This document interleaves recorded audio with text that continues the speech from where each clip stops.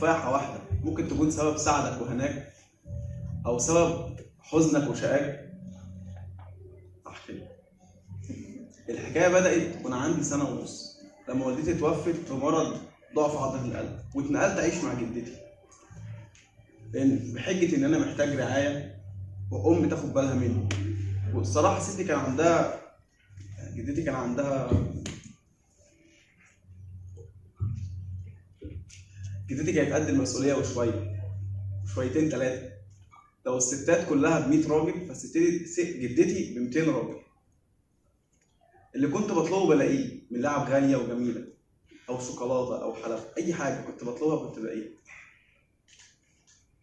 ولما كبرت شوية ابتدت تسيبني وتروح شغلها من الساعة 7 الصبح لحد الساعة 5 المغرب، ومعايا كل الحاجات الحلوة اللي كانت بتجيبها، من كل حاجة كانت بتجيبها حلوة.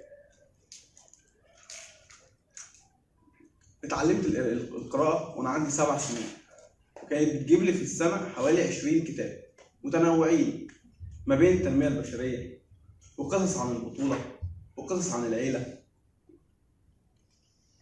وكان عندها عادة غريبة كده، أنا كنت بشوفها مملة بس هي كانت سعيدة بالنسبة لي. هي ما كانتش بتقرا وتكتب، كانت بتجيب لي الجرايد بتاعت كل يوم وتخليني أقرأها بصوت عالي.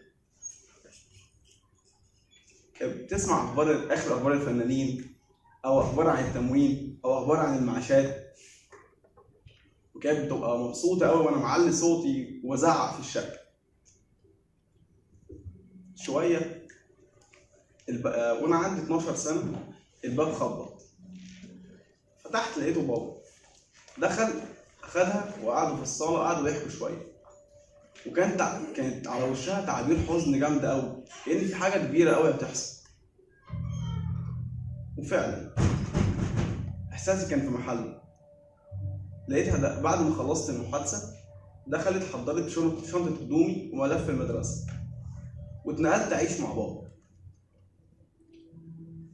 وتحولت من طفل سعيد ومبسوط وبعيش أسعد أيام طفولتي لطفل متوحد مش عارف ينطق كلمتين حتى مع إخواته. جت أجازة نص السنة، قلت بقى هرجع أعيش معاها واتبسط، وهي حبيبتي برضه. لقيتني بروح أزورها 2 ساعات بس في اليوم زي أي ضيف كان بيزورنا لما كنت عايش معاه. يومها أنا قعدت أعيط جامد وأنا مروح وماسك في الجلابية، وبابا بقى يشدني. وأول ما روحت البيت بابا قال لي كلمة واحدة بس، وقال لي كلام مش كلمة واحدة. قعد يقول لي أنت ليه طري كده؟ أنت ليه ناعم كده؟ اخشن يلا شوية، أنا هنزلك شغل عشان تنشف شوية. قلت له ماشي هنزل شغل. وفعلا جاب لي شغل في بنزينة اسمها التعاون في المنيا، وحلق شعري زيرو لأني كنت مربي التوكة كده وحاجات غريبة. حلقت شعري ونزلت البنزينة، شوية أمسح عربيات، شوية أخش المغسلة، أخرج من المغسلة أقف على ترمبة البنزين أمول العربيات للزباين اللي جاية، اللي كان بيديني البانة، اللي كان بيديني فلوس بس قليلة، كان بقشيش قليل، واللي كان بيديني تفاحة. يومها أنا فاكر روحت البيت بتفاحة. ركبت الميكروباص، كانت هي يوميتي البقشيش بتاعي.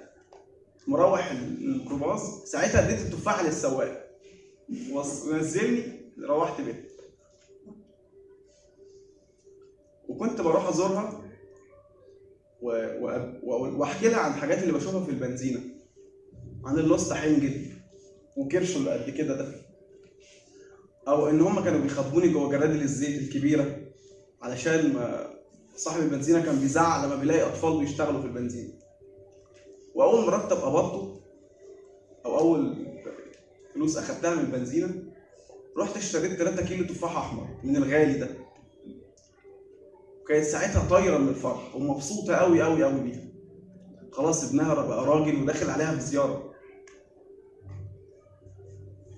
وبعد كده روحت شويه، الايام عدت، كبرت، فضلت فتره اعدادي كلها شغال في البنزينه. دخلت ثانوي، الثانوي ازهري، وطلعت البطاقه وبابا اخدني نشتغل في تصوير الافراح اللي هو بس الفنادق الكبيره، هيلتون، رمسيس، فور سيزون. وبقيت بالليل مع الرقصات والصبح مع المشاكل. هي كانت بتقول لي كده. ومع الوقت بقيت اروح ازورها رايح، وايام ما كنتش اقدر اروح ازورها بسبب ان شغل افراح كان زحمه وكتير. لحد فتره قبل الكورونا بسنه بالظبط جدتي توفت. ساعتها ما كنتش حاسس باي فراق ولا حاسس انها كانت موجوده معايا من البدايه. كنت مركز قوي في الشغل ومسحوم في دنيا الشغل. يومها انا كنت مطبق يومين وقاعد محوش فلوس عشان اروح ازورها واجيب لها الهديه بتاعت كل اول شهر. كنت بقسم مرتب ثلاث نصاص، نص للمواصلات ونص للهديه بتاعتها ونص للكتب اللي كنت بشتريها عشان اقراها، لان دي عاده هي حطيتها فيا. نزلت دفنتها، خرجت من الدفنه. انا ما كانش عندها اولاد فانا كنت الوحيد. نزلت دفنتها، خرجت من الدفنه مش حاسس باي فراق برضه واي حاجه. جت فتره كورونا كلنا قعدنا في البيت، انا وبابا واخواتي بالجلاليب، ما كانش معانا اي حاجه. فانا ما استحملتش قعده البيت واتنقلت اعيش من بيت بابا لشقه صغيره قلت اعيش فيها اشوف الدنيا عامله ازاي. شويه دورت على شغل ونزلت اشتغل في بيع التجزئه او الريتيل في كارفور. ساعتها كان عالم كبير قوي وحلو بالنسبه لي. ناس اول مره اشوف ناس عندها طموح بتتكلم بالمكسب والخساره. النهارده كسبنا مليون جنيه، بكره نكسب 2 مليون.